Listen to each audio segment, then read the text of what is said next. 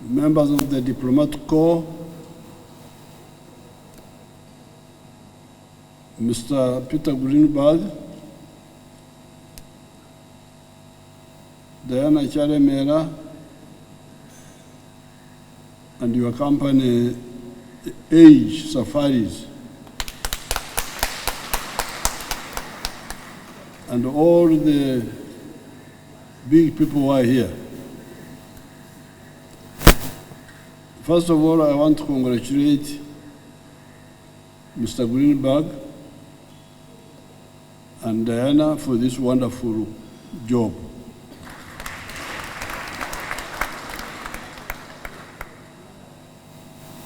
The story about Uganda, the uniqueness about Uganda can be summarized in the words latitude and altitude. Those two words. That's what favors us. The latitude, the fact that we are on the equator, part of the country is north of the equator, part is south of the equator.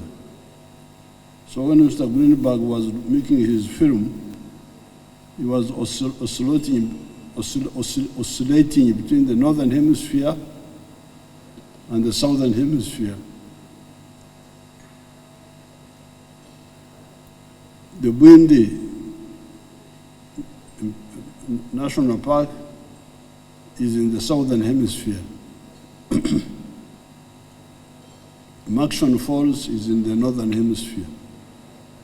So that means that the sun moves over us 2 times in a year. When the sun is going south, it passes over us. When it is going north, it passes over us. That's one big advantage. So we have the sun all day around. However, because of the altitude, because here we are sitting is 1,000 meters plus above sea level. That's why this lake is flowing down. The Nile is from the lake is flowing down to Egypt from a high altitude to a low one. Now, this is what influences our climate. Like now, there is no air conditioning. We don't have to warm the air or cool it. We just enjoy it the way it is. So that is really, and I think this is what also influences the flora and the fauna which you find in Uganda. So once you capture those, which he has captured partly in his film, although he didn't show the snow-capped mountains, because he captured only where he visited, which is very good. He didn't go to the mountains. He didn't show other people's experience. He just showed his own experience. But because of the altitude, that's how you get the permanent snow right on the equator, which is really quite unique. Now, then because of the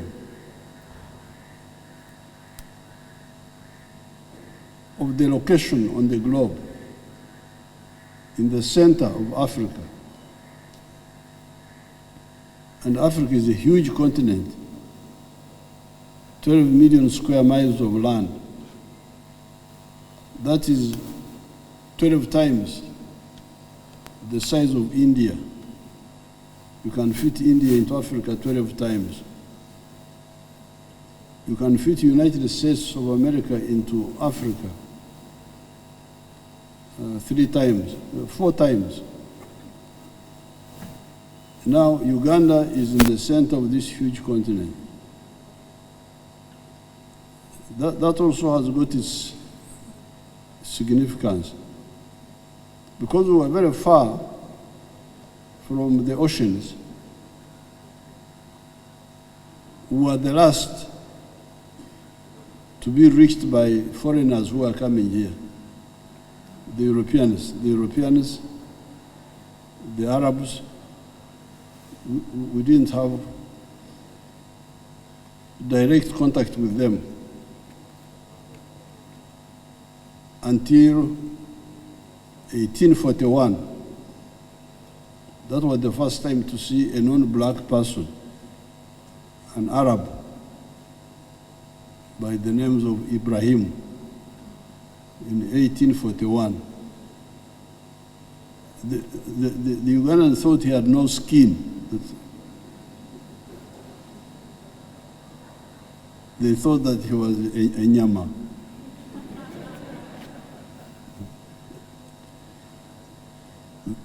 Because they had never seen anybody without a black skin.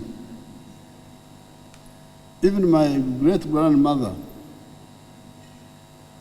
after whom some of my girls are called, when she saw the first white man, she didn't know that people could not be black.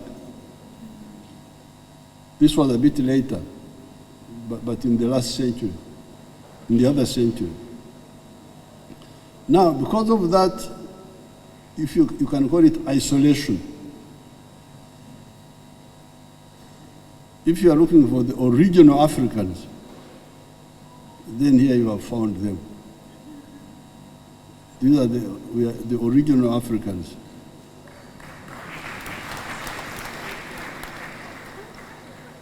The ones who did not have much interaction with the foreigners for a long time. This Arab, Ibrahim, came here 1841. Then Huntington Speke, the one they were talking about, came 1862, and the missionaries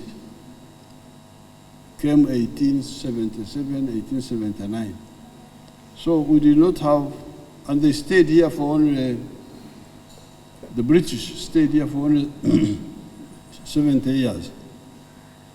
Then they went.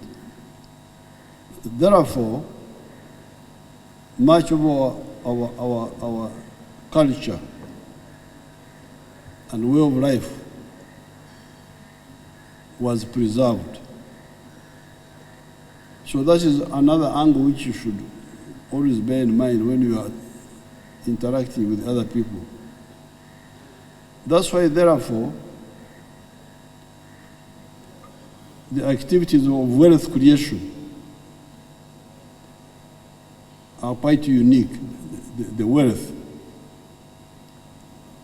our crops, you saw them here, the bananas. There are other crops which they didn't show.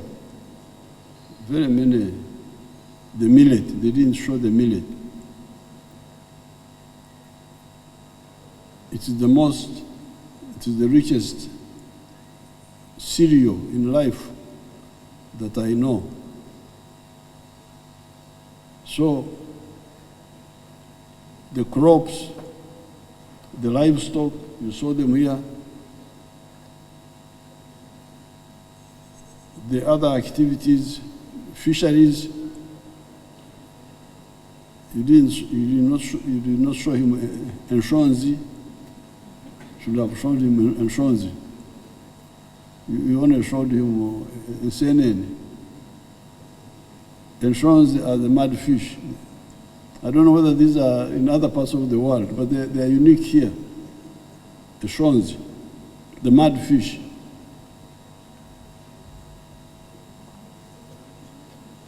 The emyoga, the skills, you saw some of them here. The milk pots, the what. So that is another side of Uganda. The ancient ways of life which we are now modernizing. And we think these are very important for the world. If you take the Ankole cow, Mr. Greenberg, that cow you saw, those cows, they are the only cows in the world, I hear, that have got yellow fat. All the other cows have white fat. Now these ones have yellow fat. And that yellow fat has got less cholesterol. So those cows are quite a gold mine in terms of looking for beef which has got little cholesterol. So I'm glad that you are beginning to, this film is beginning to expose this uniqueness, this different way of life to the world, because I think it's very good. Me, I never like to go, I like it here.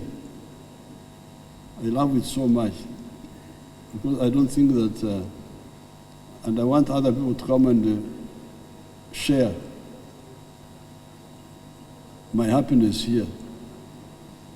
So I'm very happy when I see the foreigners coming, because it's really a very, very good way of life here, the way we live. Then you go to language now. Of course, Mr. Greenberg cannot get the language very well, but the languages are also very, the languages in the Great Lakes, the dialects, they are all mainly Bantu, but also Nilotic and other clusters, but they are very rich languages. It is good for other people in the world to know that, because the vocabulary is very big. We cover so many things.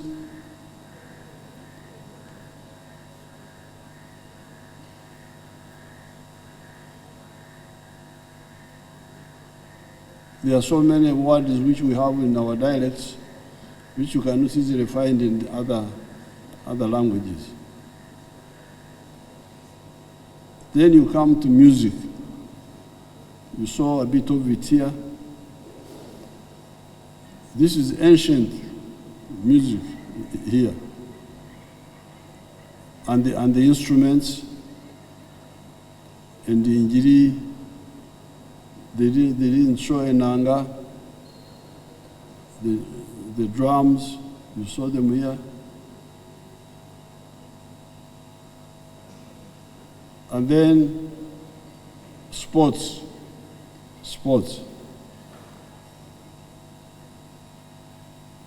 That sports is a little bit of unfairness to other parts of the world, because those people, Cheptegei and those other people, they live 3,000 meters above sea level. Where you are with Cheptegei, it is about 2,000 meters above sea level. Therefore, their lungs are used to scarce oxygen. They are not like the people at the sea level. Sea level, you have a lot of oxygen. In the mountain, you have got less oxygen. So people who grow up there have got very efficient lungs, which can use little oxygen. So I don't know whether it is fair competition, because they are stronger. They can use very little oxygen. That's why they are doing very well in sports. both in Uganda and Kenya, and even Ethiopia. It's the same type of people. These long distance, mid-row long distance runs, they are very good. The first one who shocked the world was Kipchoge Keino, a Kenyan, in Mexico City, 1968, before you fellows you were born. Very sorry for you. That's when Kipchoge Keino, I think he was a policeman in Kenya. He ran the mile. He ran the mile in record time in the Olympics.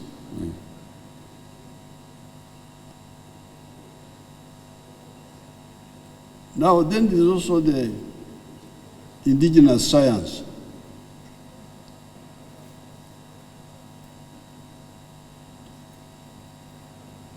We don't project our views so much to other people, we keep them to ourselves. But when I go abroad and I hear people talking of tomato juice,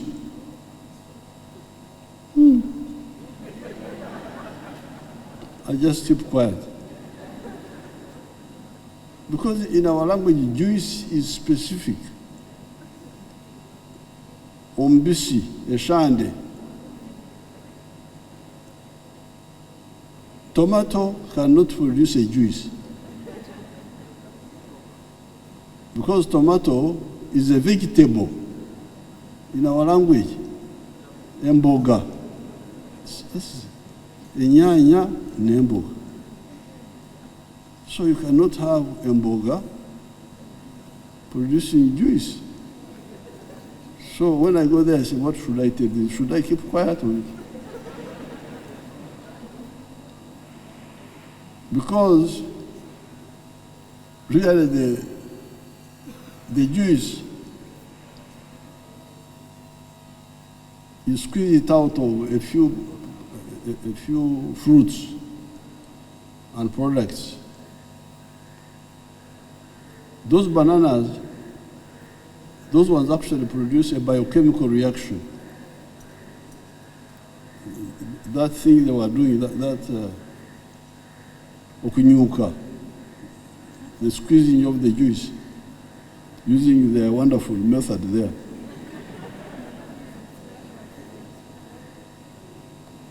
I think creates a biochemical reaction, maybe some enzymes or what, and then the juice comes out of the banana.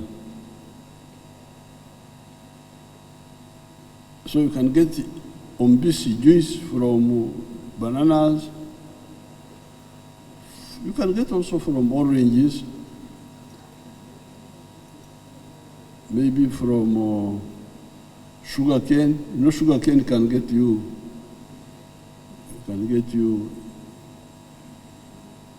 ombisi of that. Okunyuka in our local language, or kamura.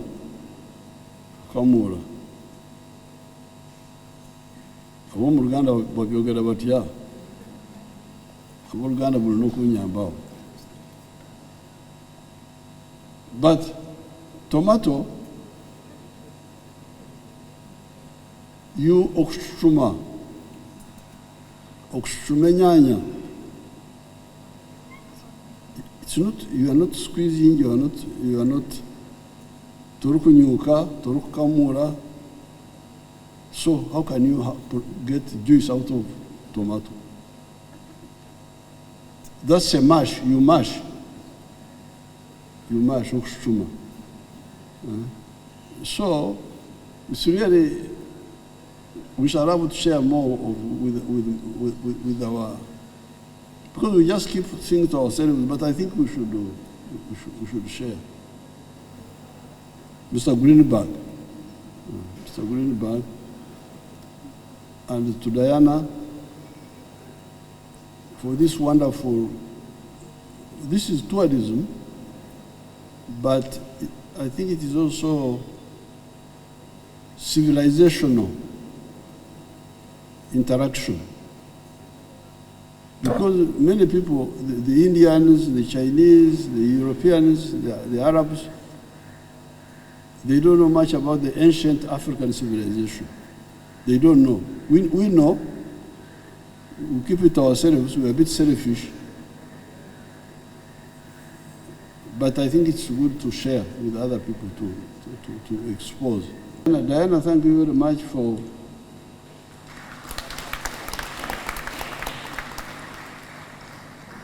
diversifying from cattle keeping only, because we are just cattle keepers only. But now Diana has diversified. She has become a service provider, tourism. And she has been on it for a long time, for 17 years. So I thank everybody, and I congratulate the Minister of Tourism and all the other people who supported this effort. It may help to increase tourism, but of course we are also taking other measures apart from the information dissemination. We are also working on improving the infrastructure, the Chihi area, for the same reason. So that people don't have to come to Entebbe, then drive from Entebbe to that long distance. They can go straight from wherever they are in their private planes, so that we target the rich tourists. So I thank you, and I congratulate Mr. Greenberg and Diana and their fraternity, and Butajira. Thank you. And I want to thank, I've seen all our big players, like our daughter, the daughter of William Karema. What is her name? The veterinary.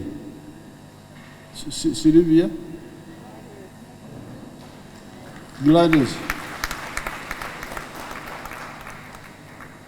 Thank you so much. I always watch you. I have never had the honor to meet you.